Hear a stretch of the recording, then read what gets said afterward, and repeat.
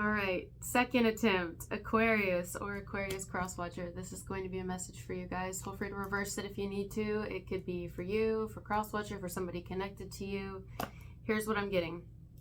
Before I start talking a little bit more, I went to start this video and it was like I was having trouble speaking, that's kind of been happening to me, but it was in a different way. It was odd. It was almost like it wouldn't let me. So I don't know if, I think that's relevant here for a lot of you. So as I started writing, one of the first things that I heard was, you were the best thing that came out of a bad situation. Or if it's a current situation, it's you are the best thing that came out of a bad situation. It's like,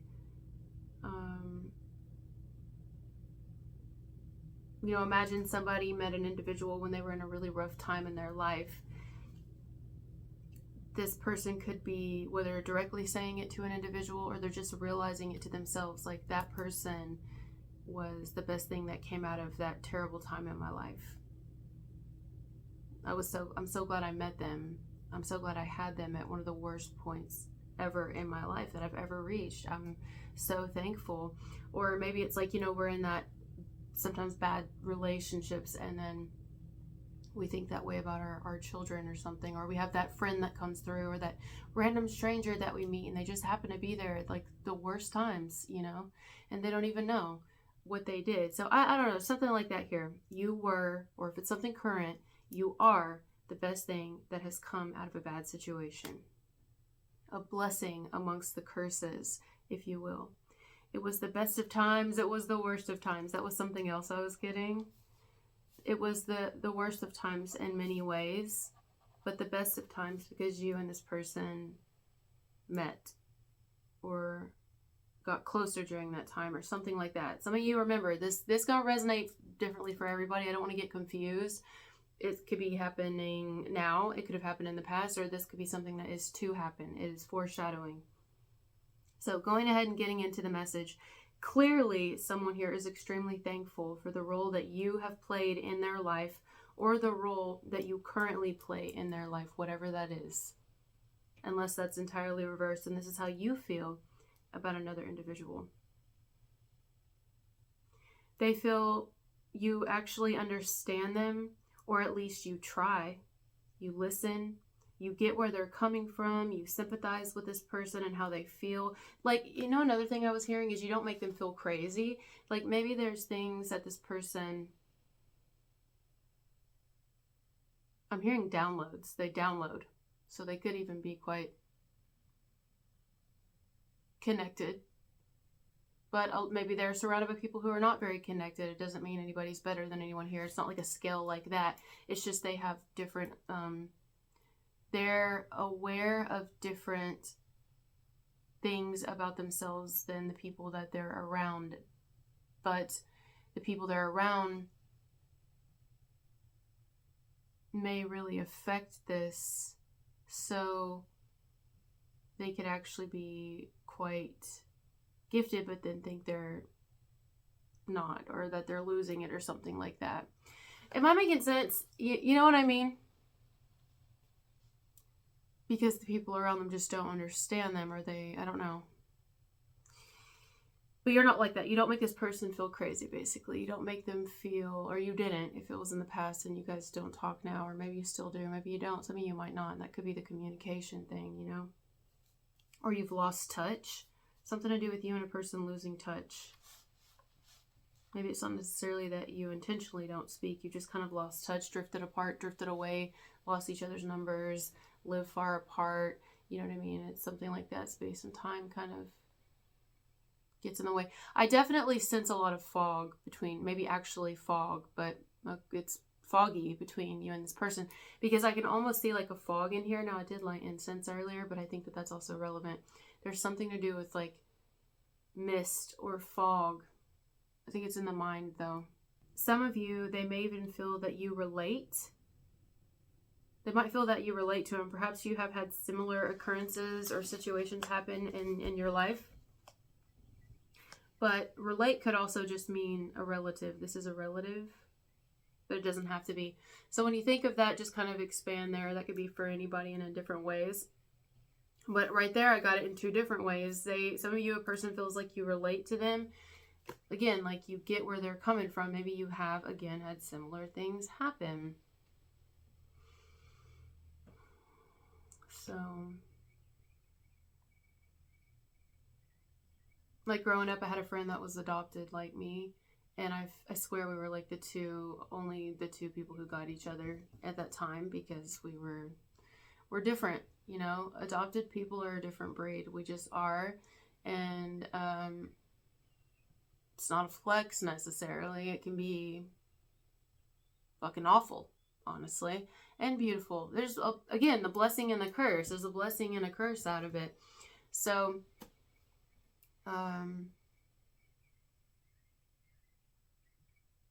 yeah, I mean, I'm just using that as an example. When I was growing up, I knew somebody who was also adopted, and it actually was like my little light in the darkness.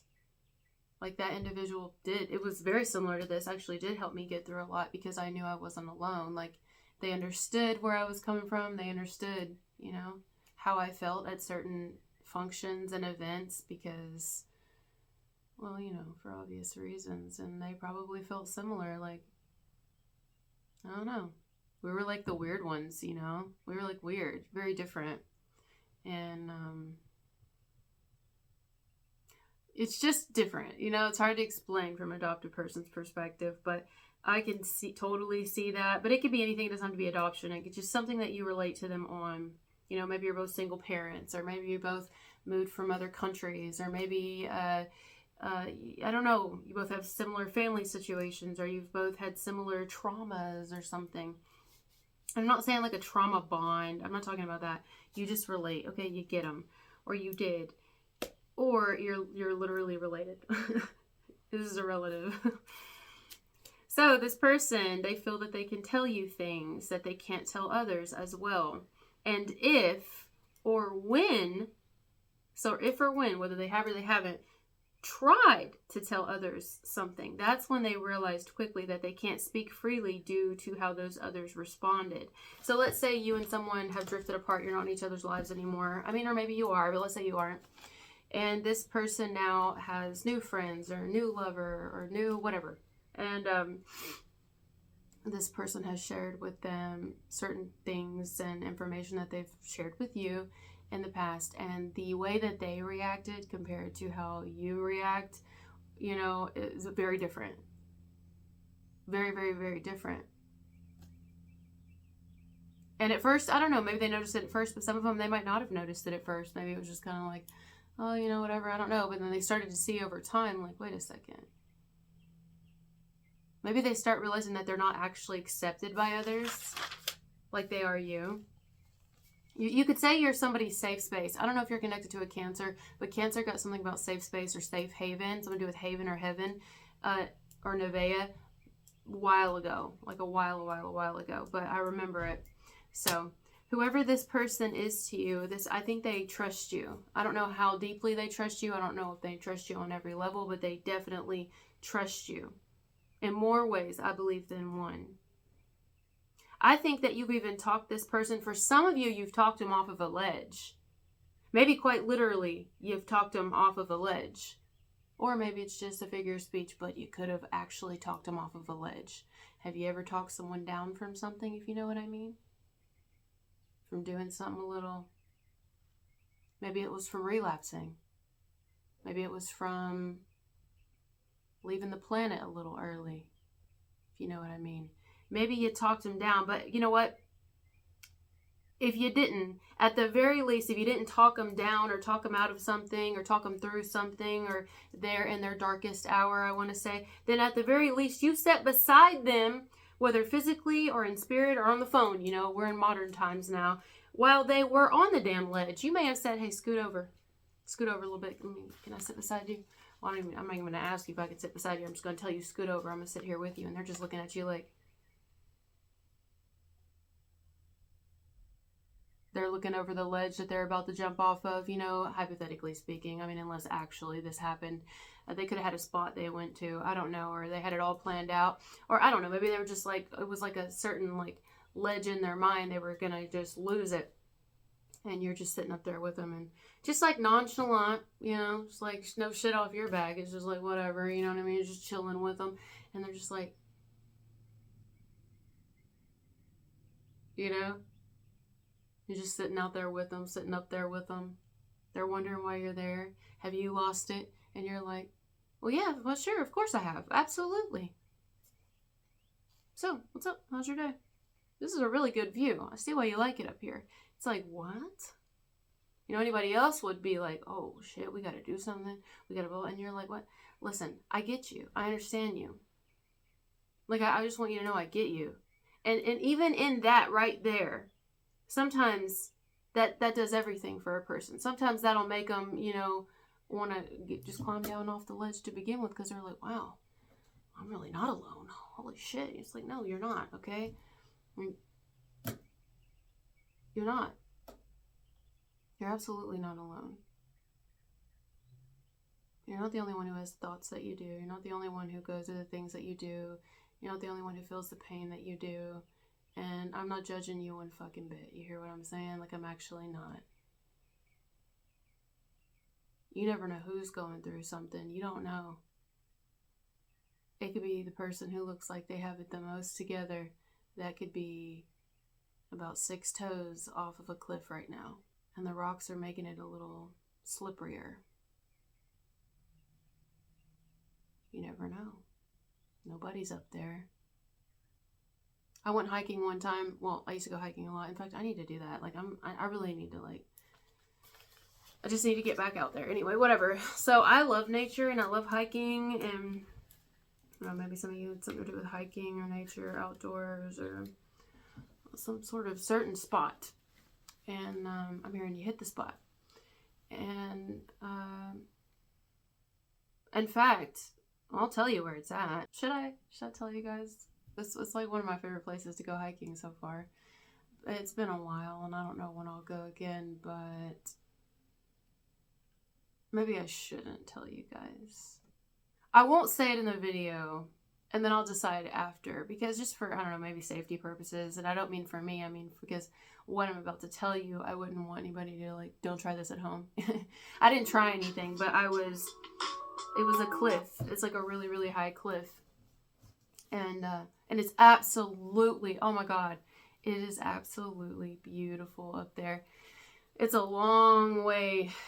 It's a long way, and it's a pretty rough, to me, it's a little bit of a rough hike to get up there, but I did it. And once you get up there, it's so worth it. Like, you just want to stay. I just wanted to pitch a tent up there, and I'm talking, it is the most beautiful cliff so far in my life that I've ever looked off of, other than the Grand Canyon. That was pretty incredible.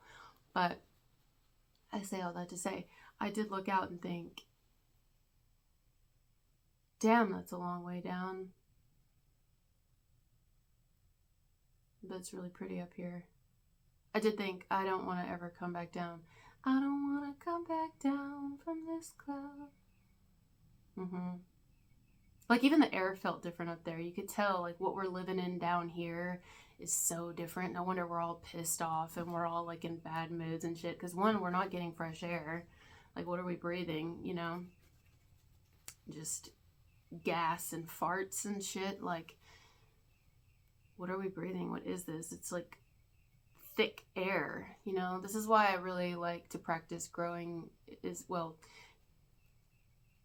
visualizing growing the astral body above and beyond this plane, to where you can put your lungs above the atmosphere and take in a real good breath, you know, and kind of pull the energy from outside of you to save on your own energy, but like clear, clean energy. So if you can't go to a mountaintop or a cliff, sometimes you can do it by visualization, which is very powerful. I don't think a lot of people realize that. Even I didn't. I'm just now starting to really heavily realize the importance of visualization and what it can do for the body and the mind and the soul and the spirit and everything.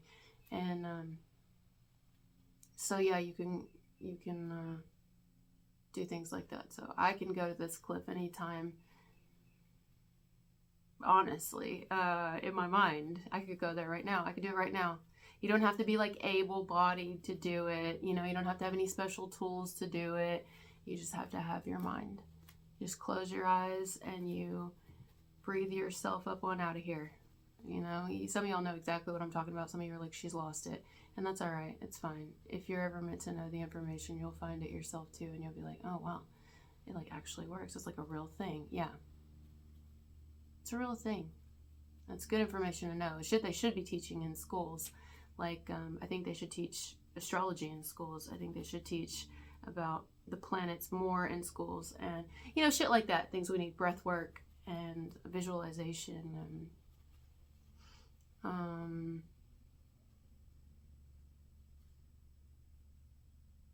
lots of things. There's a lot of things they should be teaching us. But anyway, so yes, there was this cliff, and I really thought, wow, this would be so nice to just never come back down from here, because it's like a real place to live. You can live up here. Look at all this life. It's so cluttered down here and claustrophobic, and there's so many people and so many noises and so many cars and lights, and yet very little life. And up here, there's nothing but a couple birds flying around and tons of trees and mountains and rocks. But there's way more life up here. You just feel it.